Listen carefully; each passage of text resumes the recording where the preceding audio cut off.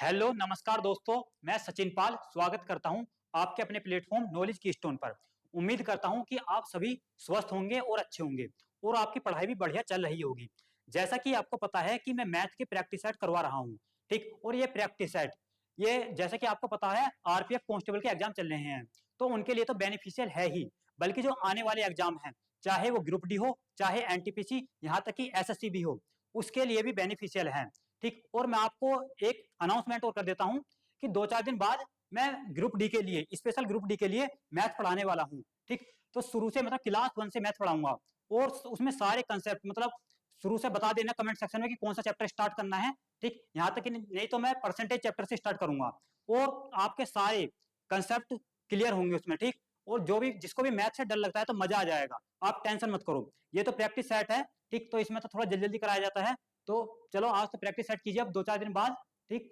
तो आराम से ग्रुप डी की क्लासेस स्टार्ट कर देंगे और पूरा सिलेबस कंप्लीट करेंगे, क्योंकि अभी ग्रुप डी एग्जाम होने में बहुत दिन है, तो आराम से सिलेबस कंप्लीट हो जाएगा और रिवीजन भी हो जाएगा और प्रैक्टिस भी हो जाएगी, ठीक। तो बढ़ते हैं क्वेश्चन की तरफ। तो फर्स्ट क्वेश्चन ये है, आपको दिख गया होगा। तो सबसे पहले खुद सोल्व कीजिए क्वेश्चनों को और फिर मेरा सोल्यूशन देखना है, यही मतलब होता है प्रैक्टिस सेट का। तो कीजिए पहला क्वेश्चन, किसी वृत्त के व्यास को दोगुना किया जाता है तो क्षेत्रफल में कितनी वृद्धि होगी। मतलब ये कह रहा है जो व्यास होता है डायमीटर, वो क्या होता है 2r, ठीक। तो इसमें त्रिज्या जो हो जाएगी वो कितनी होती है r, ठीक। तो त्रिज्या कितनी होती है r। ये कह रहा है कि जो व्यास है उसको दोगुना कर दो, ठीक। तो दोगुना जब व्यास को करेंगे तो मतलब 2 की मल्टीप्लाई 2r में हो जाएगी, तो वो कितना हो जाएगा 4r। तो इसका मतलब यहाँ त्रिज्या कितनी हो जाएगी 2r, ठीक। त्रिज्या कितनी हो जाएगी 2r। अब ये कह रहा है मतलब क्षेत्रफल में कितनी वृद्धि होगी, तो क्षेत्रफल का जो फॉर्मूला होता है वो क्या होता है पाई आर स्क्वायर, ठीक। तो पाई आर की जगह क्या रखेंगे हम 2r, ठीक। और इसका करेंगे पूरे का स्क्वायर, तो पाई 2 दूनी 4 आर स्क्वायर, तो क्या आ जाएगा 4r स्क्वायर। तो आप देख सकते हो मतलब 4 अगर हम पहले लिख लें, ठीक, तो पाई आर स्क्वायर तो कितना 4 गुना हो गया, ठीक। तो ध्यान रखना 4 गुना हो जाएगा क्षेत्रफल, ठीक। तो ऑप्शन बी राइट आंसर, ठीक। आप चाहो तो इसे डायरेक्ट भी कर सकते हो, क्योंकि आपको पता है जब व्यास को दोगुना करा तो त्रिज्या भी दोगुनी होगी, ठीक। क्षेत्रफल का फॉर्मूला होता है पाई आर स्क्वायर, तो उसमें आर का स्क्वायर होता है, तो 2 का स्क्वायर 4 हो जाएगा, तो 4 गुना। अब बढ़ते हैं नेक्स्ट क्वेश्चन की तरफ। तो नेक्स्ट क्वेश्चन है ये, 4% प्रति वर्ष की साधारण ब्याज प्रणाली के तहत कितने वर्ष में 1500 रुपए दोगुने हो जाएंगे। बहुत बढ़िया क्वेश्चन है, कीजिए इसे, ठीक। मतलब कह रहा है 4% है प्रति वर्ष साधारण ब्याज, तो कितने समय बाद दोगुने हो जाएंगे। तो आप देख सकते हो कि इस अमाउंट देने की तो जरूरत भी नहीं है इस क्वेश्चन में, ठीक। हम ऐसे कर सकते हैं, ठीक। दोगुने का मतलब है हमारा जो सिंपल इंटरेस्ट है साधारण ब्याज अगर 100% हो जाए, ठीक, तो अमाउंट दोगुना हो जाएगा, ठीक। मतलब 4% दिया है रेट ऑफ इंटरेस्ट, ठीक। मान लो हमें टी टाइम में दोगुने हो रही, इसका मतलब ये 100% हो जाएंगे टी टाइम में, ठीक। ठीक, परसेंटेज से परसेंटेज खत्म, यानी कि 4 नीचे जाएगा तो टी की वैल्यू क्या जाएगी 100/4 यानी 25। तो इसका मतलब 25 साल में वो दोगुने हो जाएंगे अमाउंट, मतलब 25 साल में 1500 रुपए के 3000 बन जाएंगे, ठीक। क्योंकि एक साल में 4% हो रहा है, तो इसका मतलब 25 चौका 100, ठीक। 25 साल में मतलब 25 साल बाद 100% तो साधारण ब्याज ही हो जाएगा। अब बढ़ते हैं नेक्स्ट क्वेश्चन की तरफ। तो इसका मतलब इसमें 25 आंसर सही है, ऑप्शन बी। नेक्स्ट क्वेश्चन है ये, एक वस्तु को 10% और 30% के दो क्रमिक मूल्य वृद्धि के साथ 20% की छूट पर 2288 में बेचा गया, वस्तु की लागत मूल्य ज्ञात कीजिए।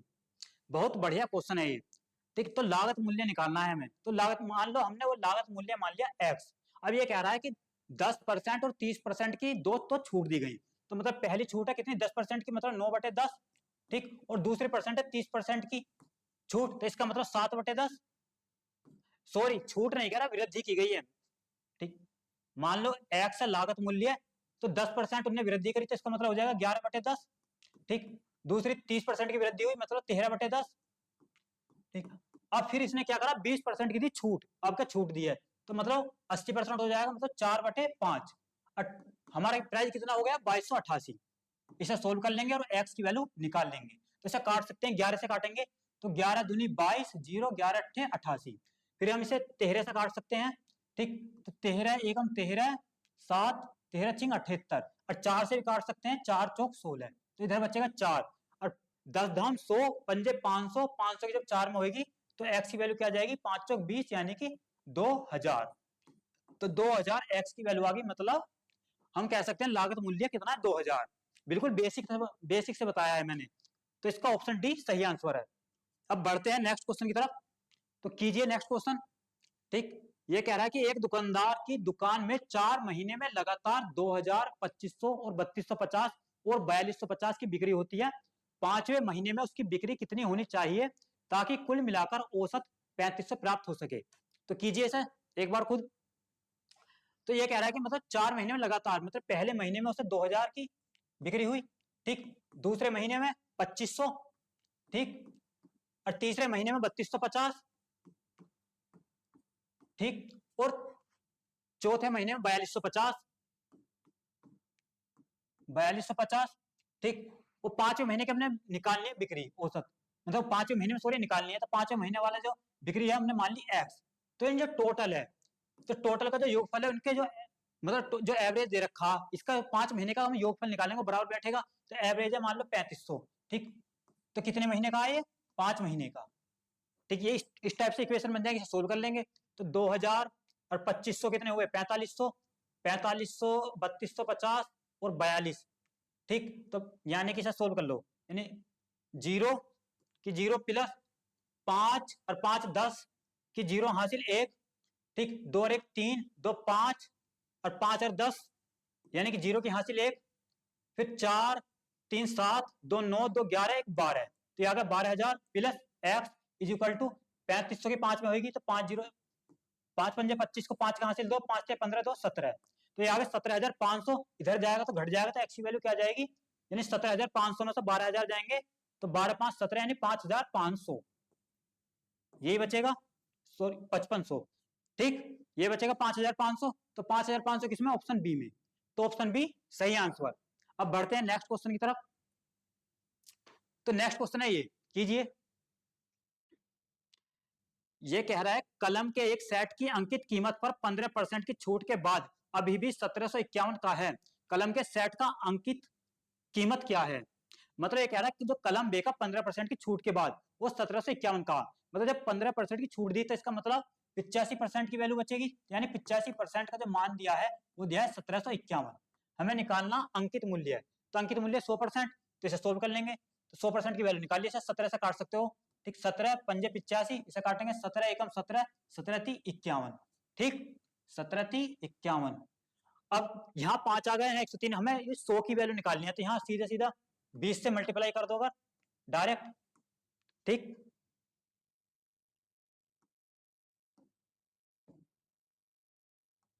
ठीक, 20 से इसमें मल्टीप्लाई कर देंगे तो डायरेक्ट आ जाएगी 100 की वैल्यू, 20 पंजे 100, क्या आ जाएगी यहाँ 103 की 2 में करेंगे तो 206 और जीरो क्या आ गया 2060, तो 2060 में किसमें? ऑप्शन सी में, तो ऑप्शन सी सही आंसर। अब बढ़ते हैं नेक्स्ट क्वेश्चन की तरफ, तो नेक्स्ट क्वेश्चन है ये, 5 छात्रों द्वारा प्राप्त किए गए औसत अंक 55 है, पांचों में से शीर्ष 3 छात्रों के औसत अंक 65 है, अन्य 2 छात्रों के औसत अंक कितने हैं?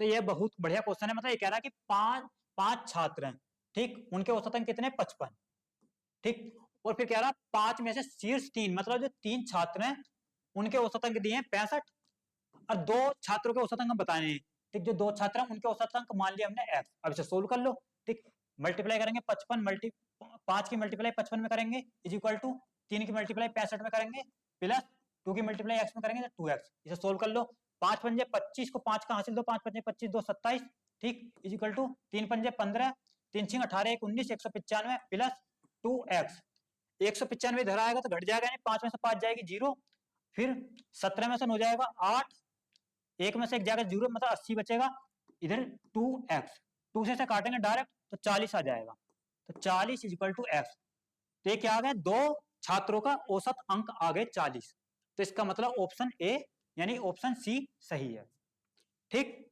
अब बढ़ते हैं नेक्स्ट क्वेश्चन की तरफ, तो ये है नेक्स्ट क्वेश्चन, कीजिए इसे। सबसे पहले एक बार खुद करना, बहुत बढ़िया क्वेश्चन है ये, ठीक, बहुत बेहतरीन क्वेश्चन है, एक बार खुद करके देखो इसे। मतलब ये कह रहा है ए और बी 12 दिनों में एक काम पूरा कर सकते हैं, बी और सी वही काम 16 दिनों में पूरा कर सकते हैं, ए और सी वही काम 24 दिनों में पूरा कर सकते हैं, वे तीनों मिलकर उस काम को कितने दिनों में पूरा करेंगे?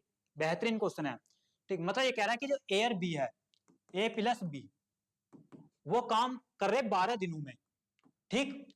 और जो बी और सी है यानी बी प्लस सी वो काम कर रहे हैं 16 दिनों में, ठीक।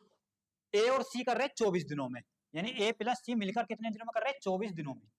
हमें बताने जो तीनों मिलकर कितने दिनों में करेंगे। तो सबसे पहले हम इनका एलसीएम निकाल के टोटल वर्क निकाल लेंगे। तो इनका एलसीएम क्या होगा, 12 चौक 48, 16 3 48, 24 दिन, यानी टोटल वर्क जो हो जाएगा 48 इनका एलसीएम। अब इनकी एफिशिएंसी निकाल लेंगे। इसकी एफिशिएंसी कितनी बैठेगी, यानी कि जब 48 को 12 से डिवाइड करेंगे तो 12 चौक 48 यानी 4 इसकी एफिशिएंसी आ गई। ए प्लस बी की, बी प्लस सी की आ जाएगी 16 3 48, ठीक। और ए प्लस सी की आ गई 24 दूनी 48। ये तीनों की क्या आ गई एफिशिएंसी, ठीक। अगर हम इन तीनों की एफिशिएंसी जोड़ दें यानी ए प्लस बी इस प्रकार, ए प्लस बी प्लस सी, ठीक, प्लस ए प्लस सी की एफिशिएंसी कितनी हो जाएगी, 4 3 7 2 9, यानी कि लिख भी सकते हैं 4 प्लस 3 प्लस, सॉरी 2 है यहाँ 2। अब इन्हें जोड़ेंगे जब तो 2 आ जाएगा बाहर, ए प्लस बी प्लस सी ये बचेगा, ठीक, क्योंकि 2 बार ए है 2 बार बी है 2 बार सी है, और यहाँ 4 3 7 2 9, ठीक। तो ए प्लस बी प्लस सी की एफिशिएंसी कितनी आ जाएगी, वो आ जाएगी 9/2, ठीक। तो 9/2 तीनों की एफिशिएंसी आ गई। अब निकाल सकते हैं मतलब तीनों मिलकर कितने दिनों में काम करेंगे, ठीक। ये टोटल वर्क ये है 48, एफिशिएंसी कितनी है तीनों की, वो है 9/2। इसे सोल्व कर लेंगे, 2 जाएगा ऊपर, यानी 48 दूनी 96 अपॉन 9, 9 से डिवाइड करेंगे क्योंकि पॉइंटों में दे रखा आंसर। तो 9 एकम 9 और फिर 0, फिर 60, यानी कि 9 पंजे 45, 9 छिक्का 54, तो लगभग 10.6 आएगा। तो 10.6 किसमें है, यानी कि यहाँ दिया 10.33, मतलब ये गलत है, यहाँ लिख सकते हो 10.6। तो इसका मतलब ऑप्शन सी सही आंसर है, ठीक। अब बढ़ते हैं नेक्स्ट क्वेश्चन की तरफ। तो नेक्स्ट क्वेश्चन है ये, तो सोल्व कीजिए। ये रेस ऑफ प्रोपोर्शन से क्वेश्चन है, बहुत बेहतरीन क्वेश्चन है ये भी। ये तो बेसिक साइंस है, आसानी से कर देंगे। तो यानी x upon 16 is equal to 63 upon 36, यहाँ से x की वैल्यू निकाल लेंगे, ठीक। इसे काटेंगे तो 9 7 63, 9 ही चौक 36, तो यहाँ क्या बचेगा x upon 16 is equal to 7 upon 4, 4 से काटेंगे 4 चौक 16, 4 इधर जाएगा तो 4 7 28, तो x बराबर क्या आ गया 28। तो 28 किसमें है, ऑप्शन सी में। तो ऑप्शन सी सही आंसर। अब बढ़ते हैं नेक्स्ट क्वेश्चन की तरफ। तो नेक्स्ट क्वेश्चन है ये, यानी इन्वेस्टमेंट का क्वेश्चन है, बहुत बेहतरीन क्वेश्चन है, ठीक। एक बार खुद कीजिए इसे, फिर मेरा देखना है आपका सॉल्यूशन। तो ये कह रहा है सुहास और नितिन ने 8:3 के अनुपात में एक व्यवसाय में कुछ पैसे का निवेश किया, लेकिन कुछ महीनों के बाद सुहास ने अपना पैसा वापस ले लिया। यदि 12 महीने के अंत में सुहास और नितिन द्वारा लाभ को 5:4 के अनुपात में साझा किया गया तो नितिन ने अकेले कितने महीनों के लिए निवेश किया। बहुत बेहतरीन क्वेश्चन है। तो मैं पहले बता दूं इसमें एक बात, जो प्रॉफिट होता है, ठीक, वो जो इन्वेस्टमेंट होती है और जो जितने टाइम के लिए होती है उसका मल्टीपल होता है क्या, प्रॉफिट, ठीक। तो ये ध्यान रखना। तो अब इसे ऐसे करेंगे, मतलब जो सुहास है और जो नितिन है इनका जो रेशो है इन्वेस्टमेंट का वो कितना है 8:3, ठीक। अब ये कह रहा है कि लेकिन सुहास ने अपना पैसा वापस ले लिया कुछ महीने बाद, मतलब मान सकते हैं सुहास ने टी महीनों के लिए पैसा इन्वेस्ट किया, ठीक। और इस नितिन ने तो टोटल 12 महीनों के लिए इन्वेस्टमेंट किया। तो इसका मतलब जो प्रॉफिट आ जाएगा इनका मल्टीपल आ जाएगा, यानी कि 8 मल्टीप्लाई टी अपॉन 3 मल्टीप्लाई 12, इनका प्रॉफिट कितना, वो है 5/5:4। इसे सोल्व करके यहां से हम टी की वैल्यू निकाल लेंगे, ठीक। यानी 4 तिया 12, 3 तिया 9, 9 पंजे 45, तो इधर क्या हो जाएगा, यानी 8t इज इक्वल टू 45, और 8 चला जाएगा नीचे, तो टी की वैल्यू क्या आ जाएगी 45/8, 45/8। लेकिन इसमें क्या पूछा है, ध्यान रखना, यही मत कर देना 45/8, क्योंकि ऑप्शन ए में भी दे रखा है 45/8। कभी आप ऑप्शन ए मार दो और कह दो कि सही हो गया, नहीं, इसने बोला कि नितिन ने अकेले कितने महीनों के लिए निवेश किया, मतलब जो टी की वैल्यू है, मतलब सुहास को हमने माना कि टी दिनों तक उसने काम किया, तो यानी 45/8 दिन तक जो काम तो दोनों ने मिलकर किया, ठीक। हमें निकालना नितिन का अकेला, अकेले उसने कितने महीनों के लिए काम किया, तो इसका मतलब 12 महीने में से हम ये घटा देंगे, 12 महीने में से 45/8 इतने महीने घटा देंगे, तो वो आ जाएगा हमारा जो नितिन ने अकेले काम किया। तो 12 अट्ठे 96 माइनस 45 अपॉन 8, तो 96 से 45, 6 में 5 गए 1, 9 में 4 गए 5 अपॉन 8, तो इसका मतलब 51/8 सही आंसर है, ठीक। 51/8 है ऑप्शन बी में। अब बढ़ते हैं नेक्स्ट क्वेश्चन की तरफ। तो नेक्स्ट क्वेश्चन है ये भी बहुत बेहतरीन क्वेश्चन है, कीजिए इसे एक बार खुद। ठीक, ये कह रहा है कि एक बंद बक्से की आंतरिक लंबाई, चौड़ाई और ऊंचाई क्रमशः 10 सेंटीमीटर, 8 सेंटीमीटर और 6 सेंटीमीटर है।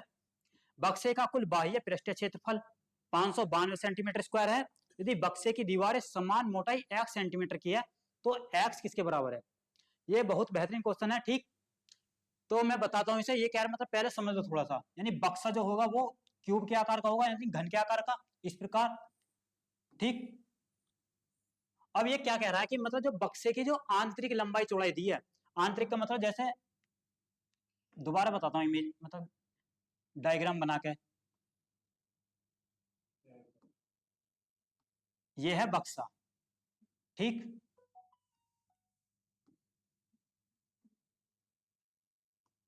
इस प्रकार ये अंदर से बना होगा। मतलब आंतरिक लंबाई, यानी आंतरिक लंबाई चौड़ाई ऊंचाई ये अंदर की दी है उसने, यानी 10।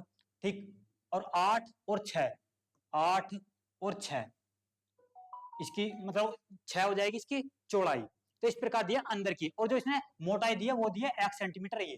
ठीक, ये दिया 1 सेंटीमीटर। और इसका बाह्य हमें पृष्ठीय क्षेत्रफल दिया हुआ है। ठीक, मतलब कह सकते हैं जो बाह्य जो लंबाई चौड़ाई होगी वो कितनी हो जाएगी, ये भी x है और ये भी इधर x रहेगी, तो 10 तो इधर है ही, x और x 2x, मतलब ये हो जाएगी 10 प्लस 2x। ये क्या हो जाएगी, लंबाई, लेंथ।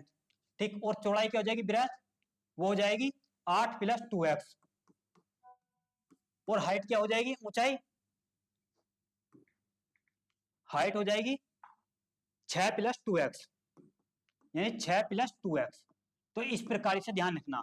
ठीक, अब यहां से हम निकाल सकते हैं बक्से का बाह्य क्षेत्रफल। तो बाह्य क्षेत्रफल का क्या फॉर्मूला होता है, मतलब इसका क्यूब का, वो होता है, क्यूब नहीं है ये, मतलब क्यूबोइड है, घनाभ, सॉरी, क्यूब तो घन को कहते हैं। ठीक, वो होता है 2 multiply length into breadth plus breadth into height plus और हाइट इंटू लेंथ, ये फॉर्मूला होता है। ये दिया है 592। ठीक, इसमें वैल्यू पुट कर देंगे और एक्स की वैल्यू निकाल देंगे। ठीक, तो इस प्रकार से ये सोल्व होएगा। लेकिन इस प्रकार से तो बहुत लंबा बैठेगा ये। ठीक, क्वाड्रेटिक इक्वेशन बन जाएगी तो बहुत लंबा बैठेगा। तो इसका सबसे बेहतरीन तरीका क्या है, अब देखो मैं बताता हूँ क्या है। तो इस सबसे बेहतरीन तरीका, आप ऑप्शन से करो इसे। कैसे, ऑप्शन से हम एक्स की वैल्यू पुट करके फिर से सोल्व करके देख सकते हैं किसमें ये फिट बैठ रहा है, और वही इसका आंसर हो जाएगा। तो ये एग्जाम में इस तरीके से करना है। ठीक, और नहीं तो आप सीधे ऐसे क्वेश्चनों को एग्जाम में स्किप कीजिए और आगे बढ़िए, क्योंकि ये टाइम टेकिंग वाले क्वेश्चन होते हैं। अगर आपके पास टाइम है तो कीजिए, नहीं तो रहने दीजिए, नहीं तो ऑप्शन से कीजिए। अब देखो हम कैसे करते हैं। पहले फर्स्ट ऑप्शन उठाते हैं, 1 सेंटीमीटर, मतलब एक्स की वैल्यू हम 1 रख के देखेंगे तो 2 एकम 2, 10 2 12। तो लेंथ कितनी हो जाएगी, ये हो जाएगी 12। ठीक, 2 एकम 2 8 2 10, ये हो जाएगी 10, 2 एकम 2 अच्छा 8, ये हो जाएगी 8। इसे सोल्व करके देख सकते हैं आप। ठीक, 12 धाम 120। ठीक, और 10 अट्ठे 80। ठीक, और 8 के बारे में करेंगे, 12 अट्ठे 96। अगर इन्हें हम जोड़ेंगे तो 6 और 6 और 0 0 6 आ जाएगा, 9 8 17 और 12 17 और 12 29। ठीक, और 2 की अगर इसमें मल्टीप्लाई करेंगे तो 2 छिक्का 12 को 2 का हासिल 1, 2 में 18 1 19 को 9 का हासिल 1, 2 दूनी 4 और 1 5। तो ये 592 आ गया। मतलब ऑप्शन ए से ही हो गया सिंपली। ठीक, हमें और ऑप्शन को देखना ही नहीं पड़ा। तो इस तरीके से करेंगे। अगर आपने इनकी मतलब ये रख के वैल्यू सीधे अगर सोल्व करने लग गए तो ये बहुत लेंथी जाएगा। क्वाड्रेटिक इक्वेशन बन जाएगी, यानी द्विघात समीकरण, फिर वहां से एक्स की वैल्यू निकालेंगे तो बहुत लंबा हो जाएगा। इससे बढ़िया आप ऑप्शन से जाओ। ठीक, अगर हमारा इससे नहीं आता तो फिर हम 2.5 रख के देखे थे। ठीक, तो इस प्रकार से हम सोल्व कर सकते हैं इसे आसानी से। तो इसका ऑप्शन ए सही हो जाएगा। अब देखते हैं नेक्स्ट क्वेश्चन को। तो नेक्स्ट क्वेश्चन है ये, इसे सोल्व कीजिए सबसे पहले एक बार खुद। ये कह रहा है कि एक राज्य में जिलों की संख्या n है और राज्य में मतदाताओं की कुल संख्या 42,500 है। राज्य के जिले में मतदाताओं की औसत संख्या 1700 है। तो राज्य में जिलों की संख्या कितनी है? बहुत बढ़िया क्वेश्चन है। तो मतलब कह रहा है राज्य में जिलों की संख्या तो n है और मतदाताओं की कुल संख्या 42,500 है। तो 42,500। ठीक, अगर हम इसे डिवाइड करते हैं जो जिलों की संख्या n, तो क्या आ जाएगा यहां से हमारा, तो वो आ जाएगा मतलब एक जिले में कितनी संख्या है। ठीक, और वो दे रखी है 1700। इसे सोल्व कर सकते हैं यहां से, तो n की वैल्यू निकल जाएगी। 2 जीरो से 2 जीरो काट लेंगे। ठीक, तो 425, 425 अपॉन यहां आ जाएगा 17, यहां पहुंच जाएगा n। 17 से डिवाइड कर सकते हैं, 17 दूनी 17 दूनी 34 और 8 17 पंजे 85, तो n की वैल्यू क्या आ गई 25। तो 25 किसमें है? ऑप्शन बी में। ठीक, तो ऑप्शन बी सही आंसर। उम्मीद करता हूं कि आप सभी भी ऐसे ही कर रहे होंगे जिस प्रकार मैं कर रहा हूं। ठीक, यही अप्रोच होती है एग्जाम में क्वेश्चन सोल्व करने की। अब बढ़ते हैं नेक्स्ट क्वेश्चन की तरफ। तो नेक्स्ट क्वेश्चन है ये, यदि ए बी का 250% है तो बी ए प्लस बी का कितने प्रतिशत है? ठीक, मतलब ये कह रहा है कि जो ए है वो बी का कितना है? 250%। ठीक, तो ए बी चला जाएगा नीचे, तो 250 अपॉन 100। ठीक, एक जीरो से एक जीरो, 5 से काटेंगे तो 5 पंजे 25, 2 पंजे 10, तो ए बटे बी का रेशो आ गया। अब ये कह रहा है कि बी ए प्लस बी का कितना परसेंट है? तो बी तो है 2। ठीक, बी कितना है? 2।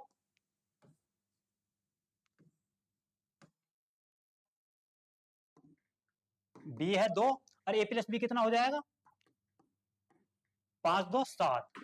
ठीक, तो हमें बी निकालना है ए प्लस बी का, तो मतलब ए प्लस बी का यानी ए प्लस बी का हमें बी निकालना है ये। तो ये कितना परसेंट है? ठीक, तो 200 बटे 7, ये क्या आ जाएगा? 200 बटे 7%।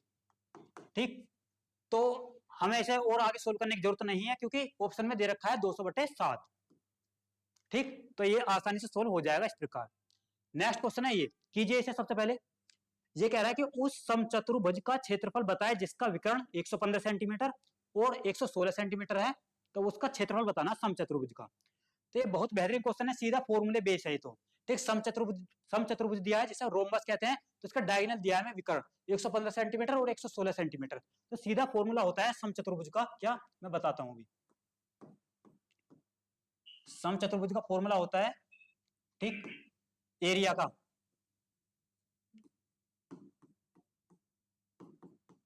वो होता है 1/2 multiply D1 multiply D2। D1 क्या? डायगोनल, डायगोनल 1 डायगोनल 2, यानी डायगोनल कहते हैं इंग्लिश में विकर्ण को। ठीक, तो 1/2 मल्टीप्लाई 115 मल्टीप्लाई 116। ठीक, 2 से काट लेंगे तो 58 दूनी 116। अब 115 की मल्टीप्लाई कर देंगे 58 में, तो हमारा आंसर आ जाएगा। ठीक, चाहो तो हम ऑप्शन से भी कर सकते हैं, मतलब कैसे? दो डिजिट निकाल लेंगे लास्ट के, वो कैसे निकालेंगे? 8 पंजे 40 की जीरो हासिल 4। ठीक, 8 एकम 8, 5 पंजे 25 और 4 29, 29 में 8 जोड़ेंगे तो वो आ जाएगा 37, यानी लास्ट में 70 आएगा। तो लास्ट में 70 किसके? इसके, ऑप्शन ए के। तो ऑप्शन ए सही है, नहीं तो आप सीधी मल्टीप्लाई कर दो, जब भी यही आएगा। ठीक, अब बढ़ते हैं नेक्स्ट क्वेश्चन की तरफ। तो नेक्स्ट क्वेश्चन है ये, यदि दो शंकुओं की ऊंचाई का अनुपात दिया है 11:9 और उनके व्यास का अनुपात दिया है 6:11, तो उनके आयतन का अनुपात निकालना है। बहुत बेहतरीन क्वेश्चन है। ठीक, तो मैं आपको बता दूं, जो शंकु का जो आयतन होता है वो होता है 1/3 पाई आर स्क्वायर एच। ठीक, जो हमें, तो इसलिए ध्यान रखना, जो हमें रेडियस दिया है मतलब उनके व्यास, जो उनके व्यास का अनुपात है मतलब 6/6:11 है, तो यही हमारे त्रिज्या का अनुपात होगा आर का। तो इस बात का ध्यान रखना। ठीक, तो इसलिए यहाँ इनका स्क्वायर होगा क्योंकि यहाँ स्क्वायर होता है, तो सीधे निकाल देंगे। ठीक, 1/3 पाई आर स्क्वायर एच, ये R1 ये H1। ठीक, ये R2 ये H2। तो यहां से हम डायरेक्ट भी कर सकते थे, मतलब इन्हें लिखने की जरूरत नहीं है। 1/3 पाई 1/3 पाई ये कट जाती है, तो बचता है क्या? यानी ये R1 का स्क्वायर H1 अपॉन R2 का स्क्वायर H2, वैल्यू पुट कर देंगे। ठीक, तो R1 6 का स्क्वायर, ठीक, और ऊंचाई 11 अपॉन यहाँ 11 का स्क्वायर मल्टीप्लाई 9 जो इसकी ऊंचाई है। ठीक, 11 से 11 काट लेंगे। ठीक, ऊपर क्या बचेगा? 36, मतलब 9 सोल्व कर सकते, यानी ऊपर बचेगा 36 और नीचे क्या बचेगा? 1 11 और 9, ये 9 से काटेंगे तो 9 चौक 36, तो क्या आ जाएगा? 4/11। तो कह सकते हैं हम 4:11। तो 4:11 किसमें है? वो है ऑप्शन डी में, तो ऑप्शन डी सही आंसर है। अब बढ़ते हैं नेक्स्ट क्वेश्चन की तरफ। तो कीजिए इसे, सबसे पहले एक बार खुद कीजिए। तो ये कह रहा है कि एक विक्रेता ने 12 रुपए प्रति किलोग्राम की दर से सब्जियां बेचना शुरू किया, लेकिन उसे इस दर पर खरीदार नहीं मिले, इसलिए उसने कीमत घटाकर 8 रुपए प्रति किलोग्राम कर दी, लेकिन 1 किलोग्राम के बजाय 800 ग्राम का गलत वजन इस्तेमाल किया। वास्तविक कीमत में प्रतिशत परिवर्तन ज्ञात कीजिए। बहुत बेहतरीन क्वेश्चन है। मतलब ये कह रहा है कि 12 रुपए की बजाय उसने 8 रुपए में बेचना चालू कर दिया। ठीक, पहले वो बेच रहा था 12 रुपए की, फिर बेचना चालू कर दिया 8 की, लेकिन उसने गलत वजन का इस्तेमाल किया। कितना? 800 ग्राम, 1000 की बजाय। मान लो 800 ग्राम तोला उसने, कितने? 1000 की बजाय। अब उसे देख सकते हैं प्रॉफिट हुआ या क्या हुआ। ठीक, तो 2 जीरो से 2 जीरो खत्म। ठीक, और 8 से भी 8 इसे खत्म कर सकते हैं। यहाँ बचेगा 12 और यहाँ बचेगा 10। इसे काटेंगे, 6 दूनी 12, 5 दूनी 10। तो मतलब हमें प्रॉफिट की बजाय और घाटा हुआ है, मतलब एक का घाटा हुआ है 6 पर, मल्टीप्लाई 100। ठीक, तो इसे सोल्व कर सकते हैं। 100/6, 6 को क्या लिख सकते हैं हम? यानी 6 एकम 6, 4 10, 6 छंग 36, 16.66 कुछ करके आ जाएगा। तो जो कि दिया है हमें, और ध्यान रखना ये कमी है, मतलब घाटा हुआ है यहाँ में। ठीक, तो इसका मतलब ऑप्शन बी सही है। कभी आप जल्दी जल्दी में 16 इसे मार दें, ऑप्शन डी, वृद्धि नहीं हुई कमी हुई है। अब बढ़ते हैं नेक्स्ट क्वेश्चन की तरफ। तो नेक्स्ट क्वेश्चन है ये, ए बी और सी ने 5:7:4 के अनुपात में पूंजी निवेश की। उनके निवेश का समय ये दिया है। यदि उनके लाभ का अनुपात दिया है तो हमें अनुपात में वितरित, तो एक्स वाई जेड का रेशो निकालना है। तो अभी इससे पहले मैंने सेम टाइप का क्वेश्चन बताया था। ठीक, बताया था कि जो प्रॉफिट होता है वो इन्वेस्टमेंट इनटू जो टाइम है उसका मल्टीपल होता है प्रॉफिट। तो इसे भी सेम ऐसे कर सकते हैं। मतलब हमें लाभ दिया है ये 45:42:28, और हमें दिया है निवेश इन्वेस्टमेंट का रेशो जो कि 5:7:4 है। तो डायरेक्ट डिवाइड करो, 5:7:4, ये किसका आ जाएगा? ये आ जाएगा एस वाई, मतलब जो टाइम है, ये टाइम का रेशो आ जाएगा। ठीक, 5 से काटेंगे, 5 यानी 45, 7 छिंग 42, 4 सत्ते 28। तो सीधा आंसर आ गया हमारा 9:6:7। तो 9:6:7 किसमें? ऑप्शन ए में। तो ऑप्शन ए सही आंसर। ठीक, तो नेक्स्ट क्वेश्चन कीजिए। ये है चतुर्भुज का। ठीक, चतुर्भुज क्षेत्र की भुजाएं दी हैं 2:3:4:5। ठीक, और हमें परिमाप निकालना है। ये भी फॉर्मूले बेस्ड क्वेश्चन है। ठीक, तो परिमाप क्या होता है? मतलब जो चतुर्भुज है, कोई भी चतुर्भुज हो या कोई भी बहुभुज हो, उन सबकी भुजाओं का जो योग होता है वो होता है परिमाप। तो हम इनकी भुजा मान सकते हैं चतुर्भुज की 2x, ठीक, 3x, 4x और 5x, ये भुजा मान सकते हैं हम चारों। ठीक, इनका परिमाप क्या होगा? 2 3 5 4 9 और 5 14 एक्स, यानी 2 3 5 4 9 5 14 एक्स। अब परिमाप कितना है? 434। इसे 14 से काटेंगे हम तो क्या आ जाएगा? एक्स बराबर 14 एकम 14, 14 दूनी 28, 14 3 42, 1 14 एकम 14। तो एक्स की वैल्यू क्या आ गई? 31। ठीक, अब क्या पूछा था? सबसे छोटी भुजा। तो सबसे छोटी भुजा कौन सी होगी? 2x, यही है। 2 3 4 5 में से देख सकते हो 2 होगी, तो इसमें वैल्यू पुट कर देंगे हम। ठीक, 2 एक्स की वैल्यू क्या है? 31। ठीक, तो क्या आ जाएगा? 31 दूनी 62। तो 62 किसमें है? ऑप्शन बी में। तो ऑप्शन बी सही आंसर। ठीक, कितना बेसिक सा क्वेश्चन है ये, तो आराम से हो जाएगा। नेक्स्ट क्वेश्चन है ये, जब 19 28 55 और 91 में से प्रत्येक, यानी 91 में से प्रत्येक से x घटाया जाता है तो इस क्रम में प्राप्त संख्याएं समानुपात में होती हैं। तो x + 9 और x² के बीच मध्य अनुपाती क्या है? मतलब मीन प्रोपोर्शन पूछा है। बहुत बेहतरीन क्वेश्चन है ये, कीजिए इसे सबसे पहले एक बार। तो इसके भी दो तरीके हैं, मैं बताऊंगा। ठीक, एक लॉन्ग मेथड, एक शॉर्ट मेथड। ठीक, तो चाहो तो आप इसे ऐसे कर सकते हो, मतलब जो पहले इनका इसने कहीं एक्स घटाने पर, यानी कि जैसा 19 में से अगर हम एक्स घटाएंगे तो पहली संख्या ये बनी, दूसरी क्या बनेगी? 28 माइनस एक्स, ये। ठीक, तीसरी बनेगी 55 माइनस एक्स। ठीक, और चौथी संख्या क्या बनेगी? 91 माइनस एक्स। ठीक, ये हो जाएंगी समानुपात में चारों संख्या। तो जब समानुपात में हो जाएंगी तो हम इन्हें ऐसे भी लिख सकते हैं, 19 minus X upon 28 minus X is equal to 55 minus X upon 91 minus X. तो इसे सोल्व करके हम एक्स की वैल्यू निकालेंगे। ठीक, एक्स की वैल्यू इन दोनों में पुट करेंगे, फिर उनका हमें मीन प्रोपोर्शन यानी कि मध्य अनुपात निकालेंगे। तो ये तो बहुत लेंथी हो जाएगा। ठीक, इस तरीके से अगर एग्जाम में करने लगे तो 2 से 3 मिनट ले जाएगा। तो ये तरीके नहीं होते। ठीक, अब मैं इसका एक दूसरा मेथड बताता हूँ। ठीक, तो यही बताता हूँ। तो जैसा हमें दिए चार संख्या, ये 19 28 55 और 91। ठीक, तो सबसे पहले क्या करेंगे? इन दोनों का डिफरेंस निकालेंगे। इन दोनों का डिफरेंस क्या होगा? 19 28 में से 19 गए, वो बचेगा 9। ठीक, अनुपात 55 में, यानी 91 में से इन दोनों का डिफरेंस निकालेंगे। तो 91 में से 55 जाएंगे, यानी कि 11 में से 5 गए 6, 8 में से 5 गए 3, ये आ गया। अब इन्हें काट लेंगे, इनका रेशो भी निकाल देंगे, यानी कि 9 से 4 बार जाएगा, यानी 1:4। तो ये कट गया। ठीक, अब इनका जो डिफरेंस है इन दोनों का, यानी 4 में से गया 3, जो इनका जो डिफरेंस है उसकी वैल्यू क्या आएगी, जो 4 है इसकी मल्टीप्लाई करेंगे इसमें 19 में, ध्यान रखना, जो 1 है इसकी मल्टीप्लाई करेंगे 55 में और इनका डिफरेंस निकाल देंगे। तो जब 4 की मल्टीप्लाई यानी कि लिख सकते हैं 19 मल्टीप्लाई 4 माइनस 1 मल्टीप्लाई 55। ठीक, इसे सोल्व करेंगे, 19 चौक 76 और 55 एकम 55, यानी कि जो 3 है इसकी वैल्यू क्या आएगी, 76 में से 55 गए तो कितने बचेंगे, 6 में से 5 गया 1, 7 में से 5 गए 2, तो एक किसकी वैल्यू आ गई 3 की। ठीक, यहाँ से एक की वैल्यू निकालेंगे 3 सत्ते 21, तो एक की वैल्यू क्या आ गई 7। ठीक, तो ये x की वैल्यू आ गई डायरेक्ट। ठीक, तो इस तरीके से कर सकते हैं, हमें इसे सोल्व करने की जरूरत नहीं है। ठीक, उससे तो हमारी क्वाड्रेटिक इक्वेशन बनेगी यानी द्विघात समीकरण, उसे हम सोल्व करके x की वैल्यू निकालेंगे। तो इससे बढ़िया इस तरीके से कीजिए और सीधी x की वैल्यू आ जाएगी 7।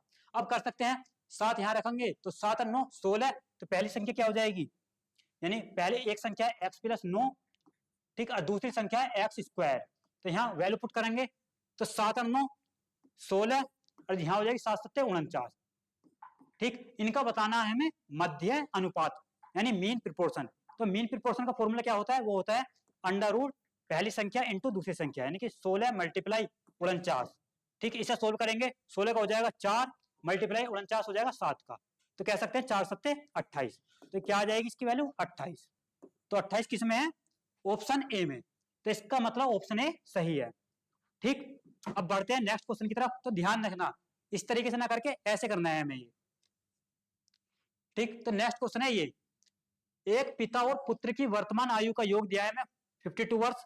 ठीक, 4 वर्ष बाद पुत्र की आयु पिता की आयु की 1/4 होगी, 10 वर्ष बाद पुत्र और पिता की आयु का अनुपात। तो इसे मतलब बेसिक, ज्यादा इसमें कोई ट्रिक नहीं लगाएंगे, इसे डायरेक्ट कर लेंगे क्योंकि आसान सा क्वेश्चन है। तो पिता और पुत्र की आयु दी है, पिता मतलब फादर, पुत्र मतलब सन, सन को हम लिखेंगे छोटा एस जिससे कि ध्यान नहीं तो लगेगा जैसे 5 है, तो इनकी आयु दी है 52 वर्ष। अब ये कह रहा है कि 4 वर्ष बाद, तो 4 वर्ष बाद फादर की आयु कितनी हो जाएगी, इसमें 4 जुड़ जाएगा, और जो पिता की आयु 1/4 होगी, मतलब जो सन है इसकी आयु कितनी हो जाएगी 4, ये भी इसमें 4 ऐड हो जाएगा। तो ध्यान रखना ये इनकी 4 वर्ष की बाद की आयु है। अब ये कह रहा है 4 वर्ष बाद पुत्र की आयु पिता की आयु की 1/4 हो जाएगी, जो पुत्र यानी ये पिता की आयु है इसकी 1/4 हो जाएगी ये बेटे की आयु, तो ये बन गई इक्वेशन। इसे सीधा सोल्व कर सकते हैं और एफ और एस का रेशो निकल जाएगा यहाँ से। ठीक, अब करते हैं सोल्व, यानी F plus 4 is equal to 4 की मल्टीप्लाई इसमें होगी तो 4s, ठीक, प्लस, ठीक, 4 किसमें होगी 4 चौक 16, तो 4 जाएगा इधर,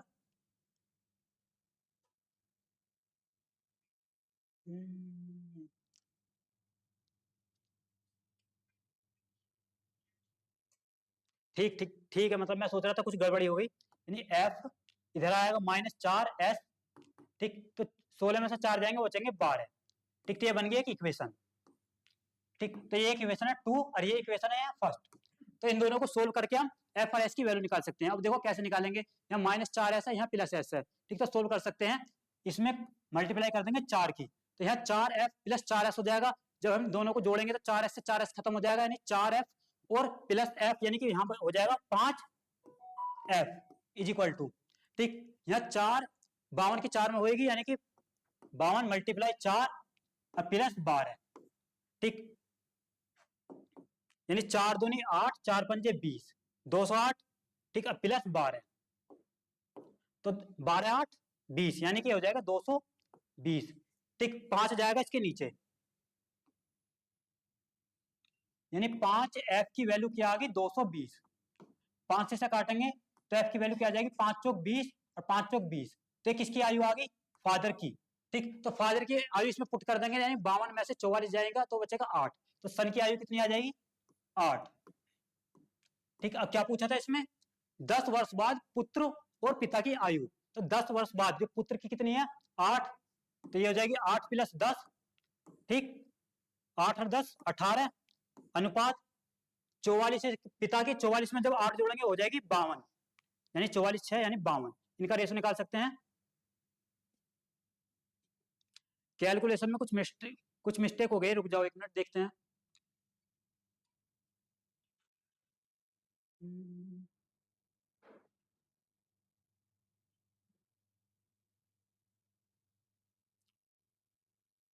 सॉरी 44 में जब 10 जोड़ेंगे, 10 साल बाद की आयु निकालनी है ना, तो ठीक 44 में जब हम 10 जोड़ेंगे तो वो बनेगा 54, यानी 18/54।